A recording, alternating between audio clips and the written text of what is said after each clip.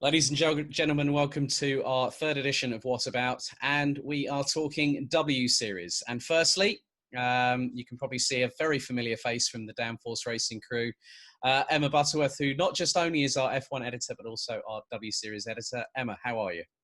I'm fine, thanks, Alex. How are you? Not too bad, not too bad. At least we've had a bit of rain through this heat wave very over the last couple of days, but also one of the current W Series lineup who was due to compete this season in real life, but ended up heading to the ESports League, who just took a win this past week at Silverstone on home soil. Sarah Moore joins us. Sarah, good to see you. Glad to see that you're keeping well. And I know there's a lot happening for you at the moment with a very special day coming up. You're soon to be hitched. But firstly, what about the, I want to ask you the first question to bring this into the fore is that what about the positive disruption that W Series really has brought in after its inaugural season last year? Yeah, I think obviously we're all gutted that this year didn't go ahead, but there wasn't too much we could do about that. But yeah, last year I don't think it could have gone any better, to be honest. I mean, I didn't quite finish where I wanted to finish in the overall standings, but I think what I got out of it to plan, for what will now be the 2021 season, I got so much out of my first year. So yeah, it's a fantastic success for me. Well, Emma, I think the next question is yours, isn't it? So myself and Emma will be rotating. We want to make sure that both myself and Emma get an equal sharing on this show, because obviously W Series has been accepted by so many people, myself included. I've been a big fan and a big supporter of it from the day it was announced, and I thought it was a really good positive change. So, Emma, I'll leave it to you for the next question. Just going over, you just touched upon 2021. So what are you really looking forward to in 2021, and what have you taken from the ESports League that you'll put into practice next season? I think I'm just looking forward to getting back into a car, to be honest. It's been a while. Unfortunately, at the moment, it doesn't look like I'll manage to get out in a car before anything starts to go ahead for 2021. So that's definitely the top of my list. But no, things to just take from the W Series. I mean, it's the esports. It's been nice to actually spend some time talking to and racing against the new girls that are going to be coming in. And seeing, how they are on the track. You've got some that are quite aggressive, and you've got some, that are quite willing to work with you. So yeah, it was interesting to see how they perform on the track. Obviously, in the virtual world, it's always going to be a little bit different to real life, but it always gives you a rough idea. So yeah, looking forward to 2021. But also, along with you being as part of the W Series field, there is a fellow lass from Yorkshire who's also a fellow Racing Pride ambassador. We have to give a big shout out to Abby Eaton. But also Matt Bishop is one of the founders of the organisation. How much has this helped both the prominence of not just W Series, but also from the LGBT community? Because Racing Pride is making strides forward, bringing through new associations. They've just announced a tie-in with Red Seal Racing. What's the positive vibe from yourself, Abby, and Matt reference how Racing Pride and W Series have sort of worked hand in hand? I think W Series has given Racing Pride an opportunity to kind of, boost itself, along with the now 2 drivers that are involved in the W Series and the help from Matt Bishop. I mean, you couldn't really get anyone better than that, in my opinion. He's got so much experience, from his Formula One days. So yeah, absolutely fantastic guy. And I think, from when I joined in the early days of Racing Pride, I think they've come on in leaps and bounds. And just to see what they've done within just over a year now is absolutely incredible. And, they've got great stuff lined up for the future as well. So I think it's had a positive impact on the whole community, to be honest. I actually met Abby at Autosport when I just after I had a chat with you, actually, Sarah, about planning your wedding. I'm actually quite a big fan of Abby's because she used to back in the day when she was the driving instructor. I got into a Ferrari 360 with her. Oh, I and went round Silverstone, didn't you? Yeah, she ragdolled me around the circuit. And when I spoke to her at Autosport, she said, "Oh yeah, what did I tell you then? What grade did I give you?" And I said, "You actually told me, Abby, that I was really good as a rookie." And she said, "You must have been really good then, because I don't tell anyone that." But what I was talking to Abby about was what W Series possibly could do more at a grassroots level, because we are seeing that W Series is really promoting a lot of drivers who have already been in other series, other championships, who really need a bit more appreciation. But what do you think that W Series can do more at a grassroots level to try and promote more women into the sport?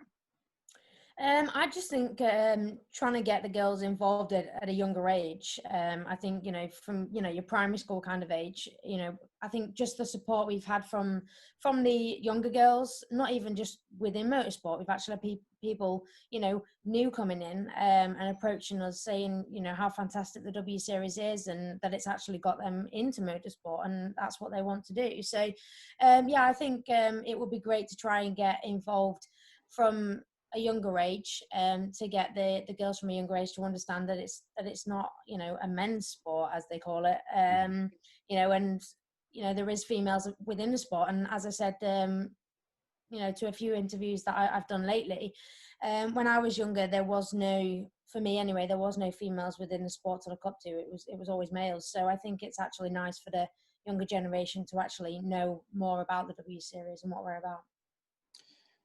Coming back to the ESports League, obviously it's been quite tight at the top. Vajtskivissa took the title by just 16 points from Marta Garcia.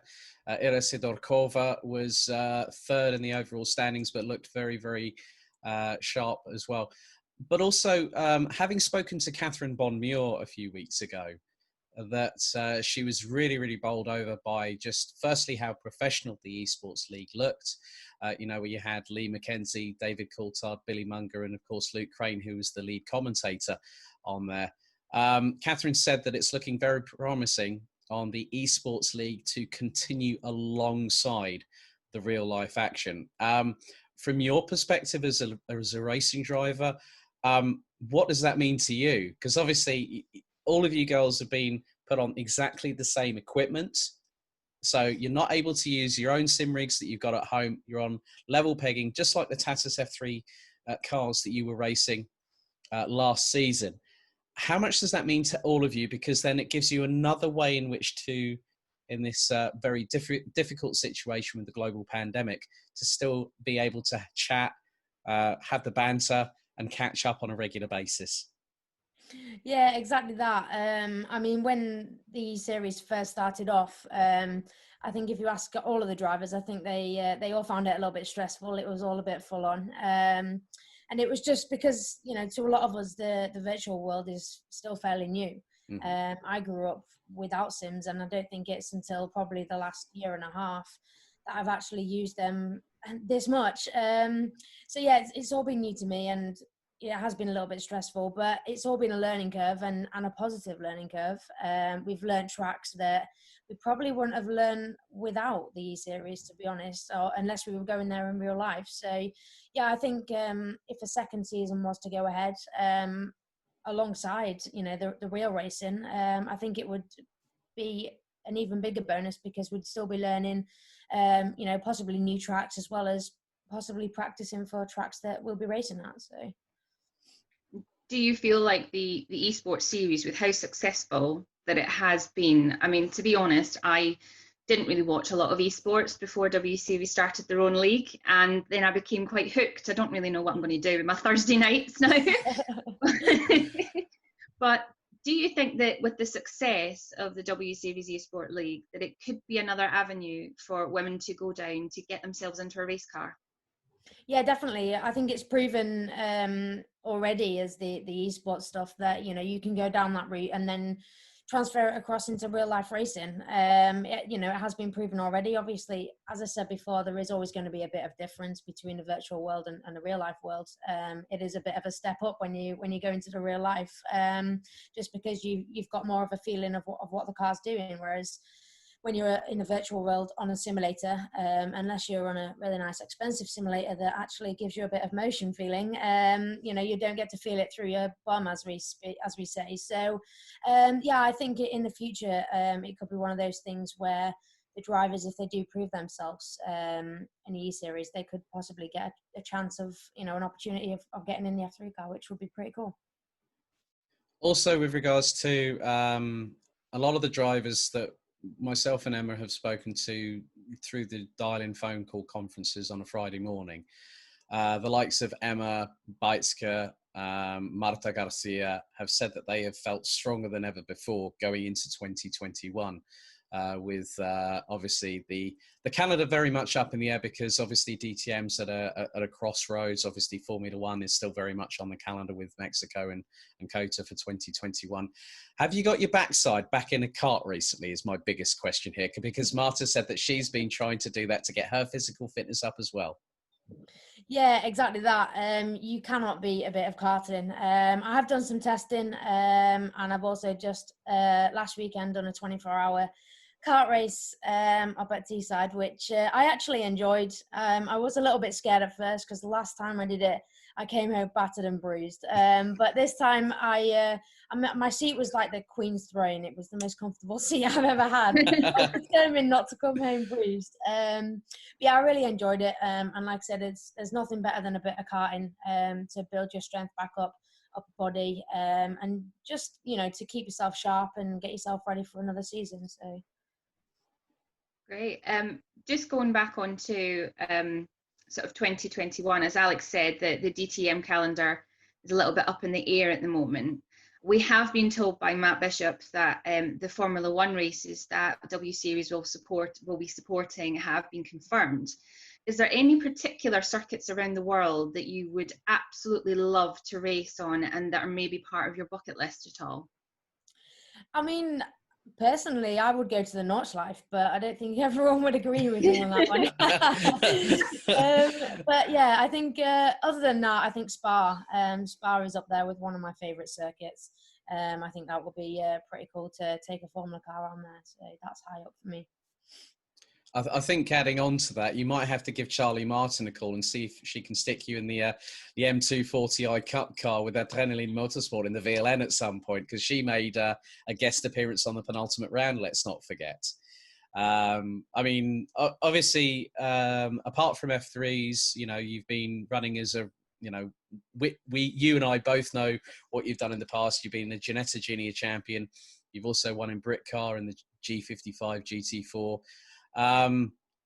Obviously, apart from W Series, if the opportunity to get your backside in a GT car at some point in the not too distant future to get yourself ready for W Series in 2021 presented itself, I'm sure that you would jump at the opportunity. Definitely. I think there is a slight possible chance that I could do some GT4 racing towards the end of this year. But again, as always, that depends on budget and trying to get another driver and, like I say, get the budget together. But yeah, I'm hoping that I can get out in a car just to kind of prepare myself on track again for 2021. But yeah, that's all just a matter of sitting tight and waiting to see what happens, really. I do have one question about one of your fellow drivers, Sarah. We've had one of W Series' rising stars, Irina Sidorkova. I've been really, really impressed with her, just watching her through esports. And it's quite incredible for a girl who's just turned 17. Do you think she'd be a threat for you next year? I think if the E-Series is anything to go by, I'd say yes.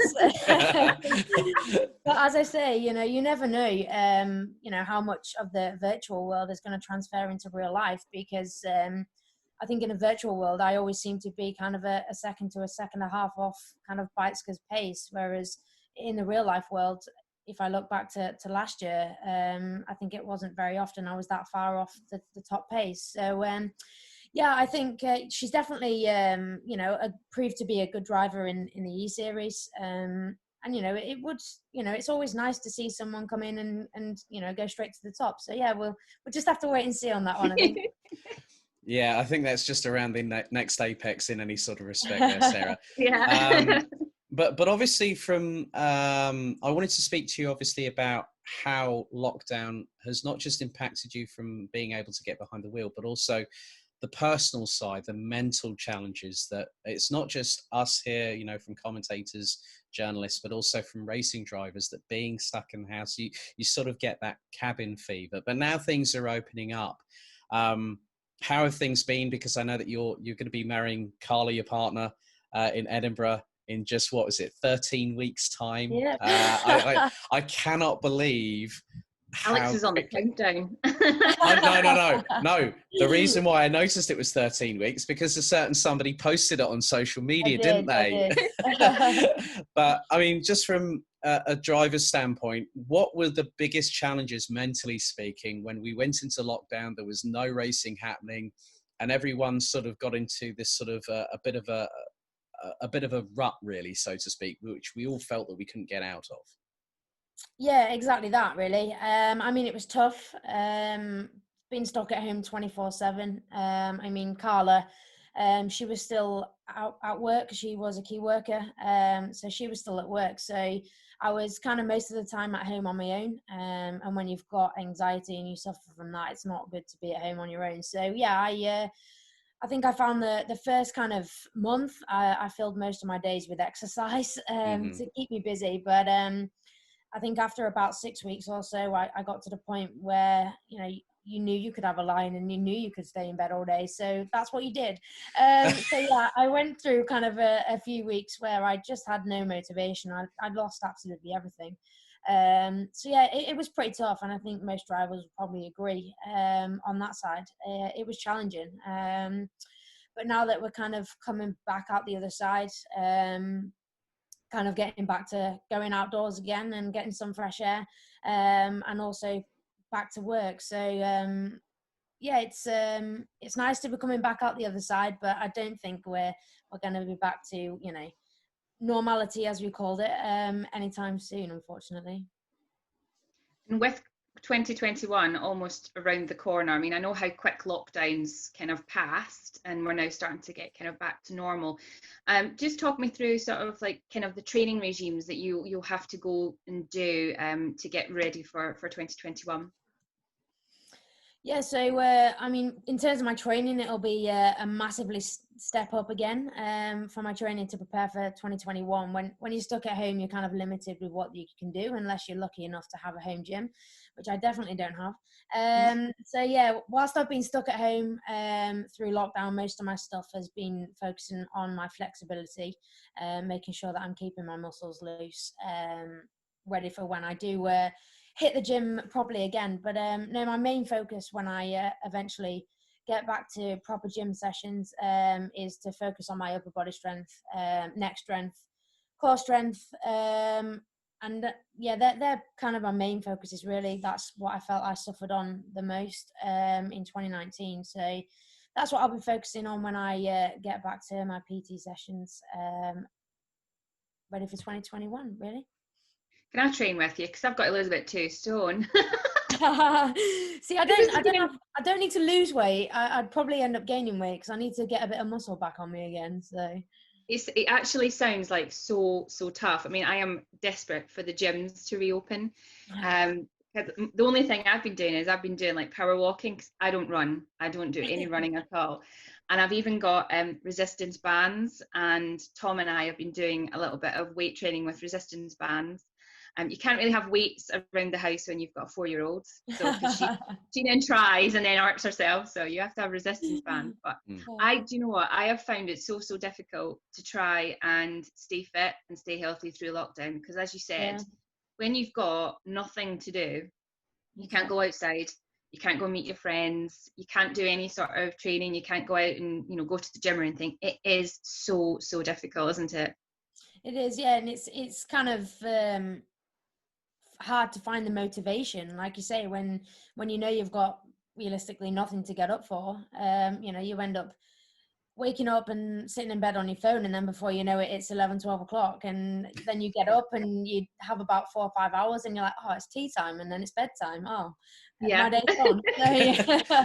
And you've not really managed to fit much in. So yeah, it's yeah, I think most people have found it hard at times to find the motivation to do exercise. So you're not the only one. I'm not the only one. No, I mean, the funny thing is that for me, it's actually been quite a breath of fresh air, because I've had completely the reverse happen. I did 200 kilometers of walking in the first 6 weeks. Those red Puma trainers that you saw me wearing at Campios when we were working together, Sarah, they have been literally, the soft foam insole has completely gone. I've had to buy new insoles for them. I've now dropped under 100 kilos for the first time in 4 years. And I think one of my saving graces is that you couldn't go to a McDonald's, you couldn't go to a Pizza Hut, you couldn't get takeout food. So it was about eating healthily. And I'm more worried that now that I'm starting to go out a bit more, about putting the weight back on.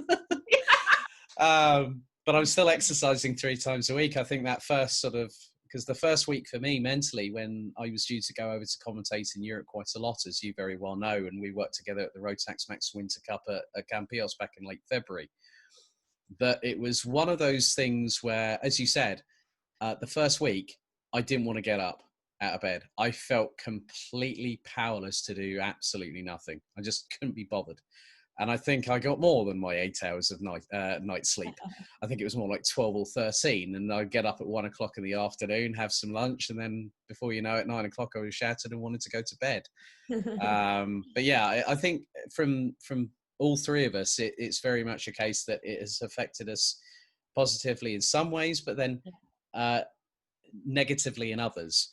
But also, one other question that I really sort of wanted to ask is that with everything that has happened, and how grateful we all are for still being here. Obviously, there have been friends, family that have lost loved ones through this difficult time, this pandemic, is to do with the new normal. Obviously, myself included, where we've been to closed door events, no spectators being allowed, everything's been pretty much being live streamed. We're going to have to weather this storm for quite a while, aren't we?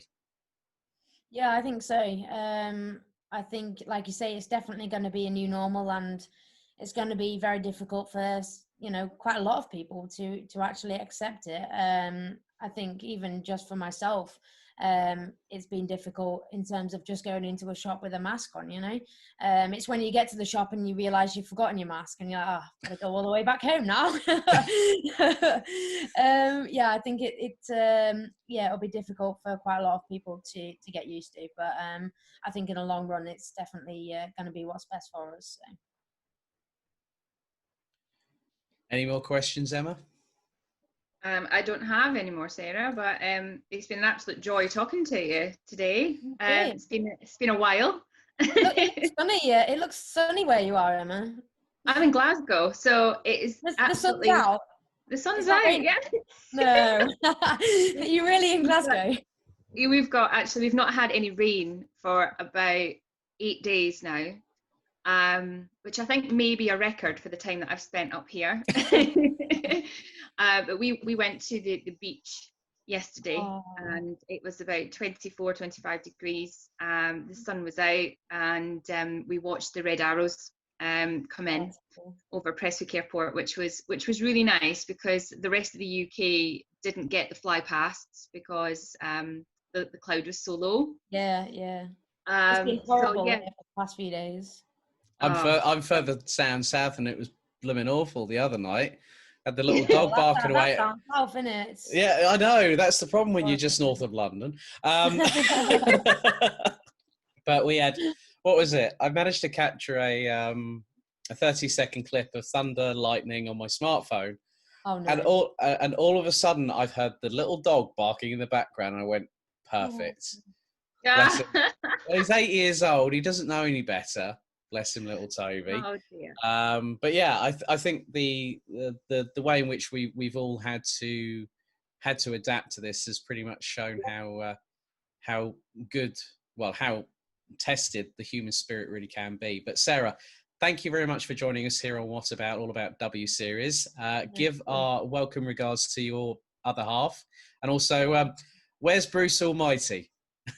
He's asleep. Hang on. He's here. Oh, there we go.